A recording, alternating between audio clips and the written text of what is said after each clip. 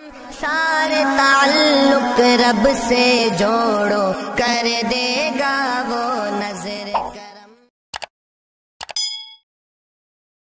وہ بہادر ہو کر موت مرے، یہ بہادری کی علامت ہے۔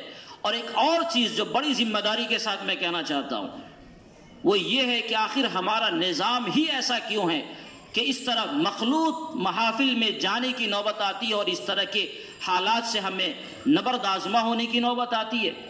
کہ اللہ تعالیٰ نے مسلمانوں میں تعلیم گاہوں کے کھولنے کا حوصلہ اور اس کی طاقت نہیں بخشی؟ کیا ہمارے پاس اس کا انتظام نہیں ہونا چاہیے کہ ہمارے بیٹوں کے لیے اور ہماری بیٹیوں کے لیے اسلامی معاشرے میں اور اسلامی ماحول میں رہ کر انہیں تعلیموں کی مکمل آزادی ملے؟ ہمیں بھی ڈاکٹر کی ضرورت ہے، ایک مسلمان ڈاکٹر کی، ہمیں بھی ایک مسلمان انجینئر کی ضرورت ہے، ہمیں بھی کسی مسلمان سائنسداں کی ضرورت ہے۔ اے لوگوں، اس کے بارے میں کون سوچے گا؟ ہم اگر نہیں سوچیں گے تو کون سوچے گا؟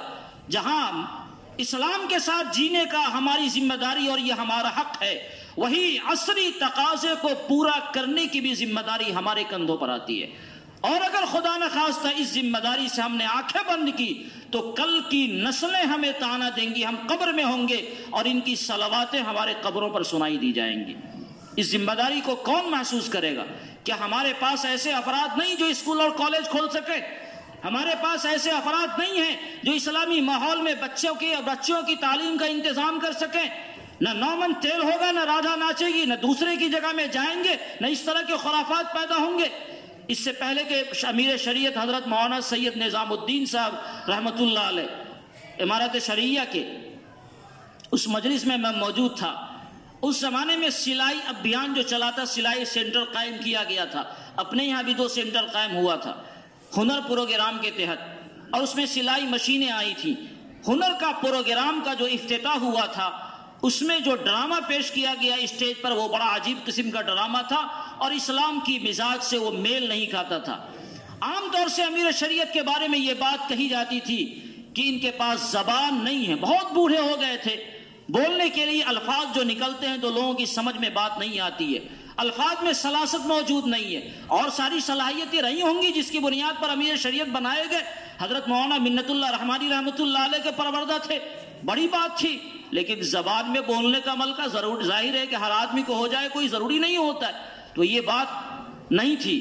لیکن اس مجلس میں موجود تھا، عمارت کے سارے ذمہ داران موجود تھے، انہوں نے درد دل کے ساتھ ایک بات کہی جو سنائی تو کم دے رہی تھی، سمجھے کم جا رہے تھے، مگر دلوں پر وہ اپیل کر رہی تھی، اور میں نے دیکھا کہ عمارت کے سارے ذمہ داران رو رہے ہیں، ان کے آنکھوں سے آنسو بہ رہے ہیں۔ انہوں نے کہا کہ آپ ہنر پروگرام لے کر اپنے یہاں سلائی سینٹروں کو قائم کرنا چاہتے ہیں، 10 20 50 مشین آپ نے لے لیا، اور اس کے لیے اپنی عورتوں کو، اپنی بیٹیوں کو آپ نے وہ ماحول دیا جو ماحول اسلام کے ماحول سے میل نہیں کھاتا۔ کیا مسلمان مرد اور مسلمان قومیں بانجھ ہو گئے ہیں؟ ان کی مائیں بانجھ ہو چکی جن کے پاس اتنا بھی انتظام کرنے کو نہیں ہے کہ اس کے لیے بھی وہ دوسروں سے باضابطہ مدد لینے کے درپے ہو گئے؟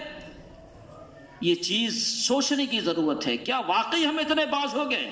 ہمارے پاس اپنے بچوں کی تعلیم کے لیے اور ہمارے پاس اپنی بچیوں کی تعلیم و تربیت کے لیے کوئی انتظام نہ ہو، اور ہم اتنے باز ہو جائیں کہ اس کا انتظام نہ کر سکیں؟ یہ چیز ہمیں سوچنے کی ضرورت ہے، اور خدا نخواستہ اگر ہم نے نہیں سوچا تو کل کا مستقبل ہمیں معاف نہیں کرے گا، کل کا مستقبل ہمیں معاف نہیں کرے گا۔ یہ حالات ہندوستان کے صرف ایک علاقے کے ساتھ خاص نہیں ہے، جس طرح کی پلاننگ کی جا رہی ہے باضابطہ، پورے ہندوستان کے اندر وقفے وقفے سے مستقل پلاننگ ہے، اور یہ حالات ہر جگہ آنے والے۔